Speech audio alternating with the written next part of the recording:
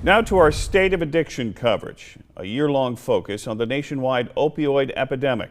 Here on the Central Coast, over recent days, we have seen 5 robberies targeting pharmacies for prescription painkillers, the latest in Capitola last night. More on the case and the efforts in the area to try and deal with prescription drug crime. From Action News reporter Bianca Beltran, live right now in Capitola. Bianca?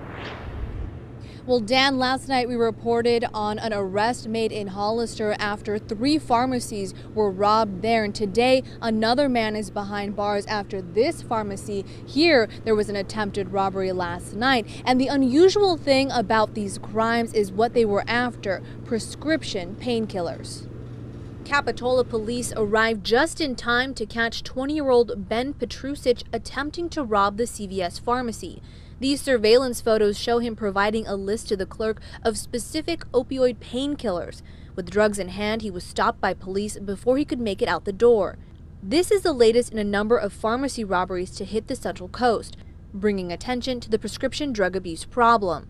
In Santa Cruz County, there were 53 drug overdose deaths in 2016. 34% of them were related to prescription drug use. At the Santa Cruz Sheriff's Office, if they don't come in body bags, drug abusers are often coming in handcuffs, and that's a chance to intervene. We're building a new reentry facility down in Watsonville, aimed at reducing recidivism. We want to provide people with services, with skills, and provide people with treatment to help reduce the rate of these folks that come back to us. Over the last 6 months, Hollister was hit by 4 pharmacy robberies. In response, law enforcement is working with pharmacies to improve security and get drugs off the street. We've had meetings that we don't want to specifically get out there exactly what the information that we shared between each other is, but we have definitely had some security meetings with managers and employees regarding this issue. But one Salinas city leader says that waiting to intervene at the criminal justice level is too late.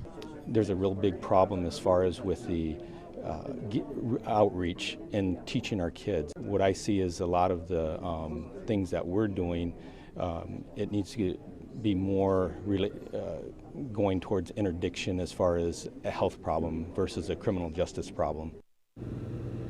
Now, here in Santa Cruz County, it's unclear if this is a result of that intervention approach, but the number of overdose deaths last year was down from 58 deaths the previous year.